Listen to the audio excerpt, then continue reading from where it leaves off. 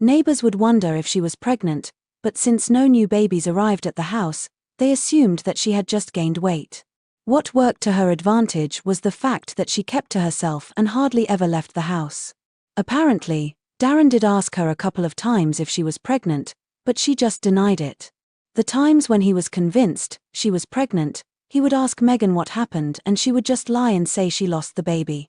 Still, even if she miscarried, the normal thing to do would be to go to a hospital for a D&C and to ensure everything with the woman is okay, but this never happened with Megan and Darren. He would later claim, after the truth came out, that he was addicted and messed up, which affected his judgment.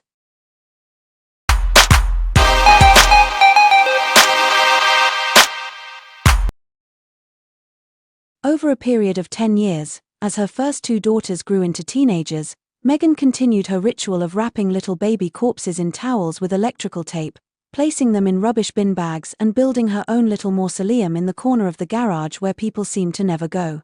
No one has any idea what the dates of the murdered babies in the boxes were because Megan could care less than to keep track of the dates. In 2000, Megan fell pregnant again, and this time, because people were onto her, she decided to keep the baby. Now Megan had 3 daughters, not because she wanted them, but because she was unable to hide the pregnancies. Despite a heavy addiction, this baby was born very healthy. For the next 6 years, she would continue her cycle of death and denial.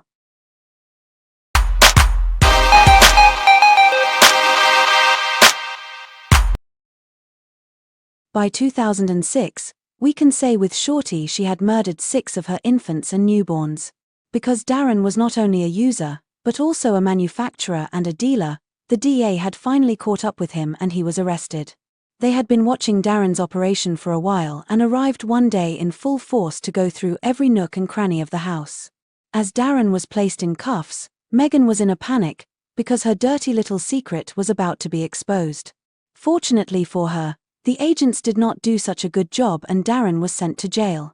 He would be given a prison sentence of 12 years for the manufacturing and distribution of an illegal substance, while Megan was left to fend for herself and her 3 daughters.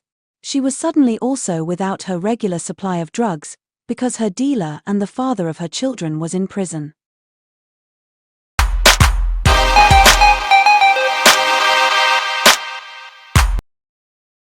From the moment Darren went to prison, Megan began using less drugs and more alcohol.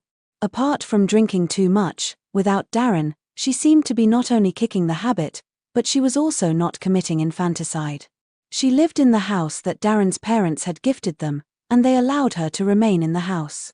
The only condition was that while Darren was in prison, she had to remain faithful to him, which is what she did. For 5 years this was the status quo, with Megan raising her 3 daughters in the house while the bodies of the infants gathered dust in the garage.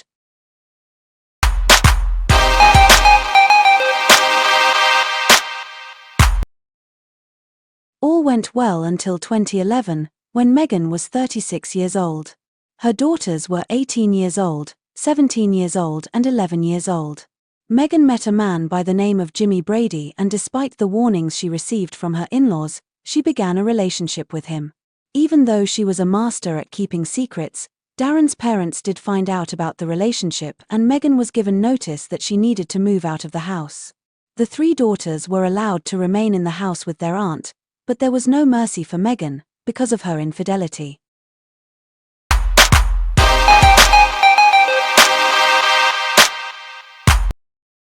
Megan moved in with Jimmy and on the surface, it seemed that all was good. She still saw her girls on a regular basis and the relationship she had with Jimmy seemed happier and healthier than the one she had with Darren. For 2 years all seemed more stable than it had in her adult life, until she discovered she was pregnant. This time she did not hide the pregnancy and she told Jimmy that she was carrying his baby. She was excited about having a baby with her new man, but nature is a cruel mistress, and she miscarried this fetus. There are those who speculate that she caused the miscarriage on herself, but this was only a concern after her secret graveyard in the garage of the home where her daughters lived was revealed. All we know is that this baby was never carried to full term and there is no evidence of the child anywhere.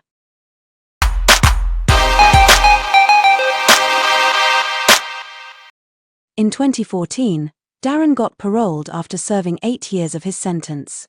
He returned to the home where his daughters had been living, and now that he had started his life over in the real world, he decided to do a massive spring cleaning.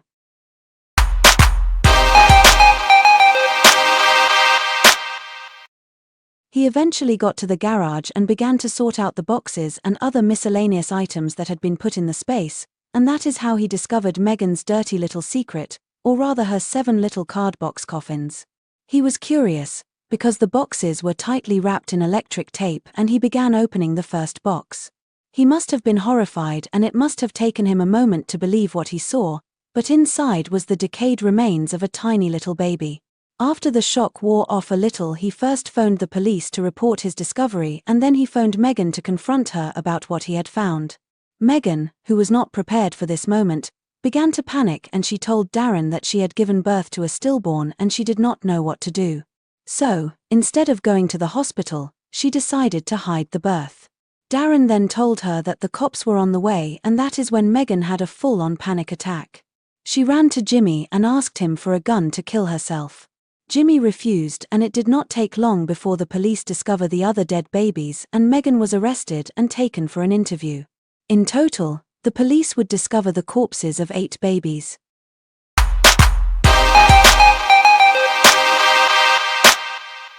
During the interview, they told Megan that they could see that at least 2 babies were stillborn, but they wanted to know what happened to the other 6 babies. Megan, realizing the game was up, decided to come clean and told the detectives about how she killed her babies. In her confession, she revealed everything she had done during the 10 years with Darren and the hidden pregnancies, although she could not say exactly how many times she had been pregnant.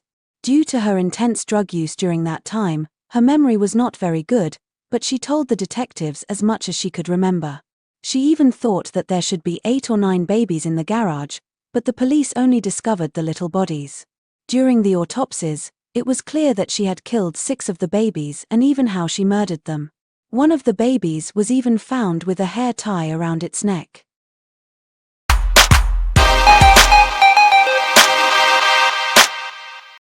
The most important question the police had for Megan was they wanted to know why she did opted for murder instead of adoption or abortion. Megan was very vague, but her main motive was that she believed that because of her addiction she would not be able to take care of them. She never considered contraception, abortion, or adoption. She was charged with 6 counts of murder, and she was eligible for the death penalty. She had no defense and pled guilty, which led the judge to sentence her 30 years to life. Chances are, however, that she will never be able to be released.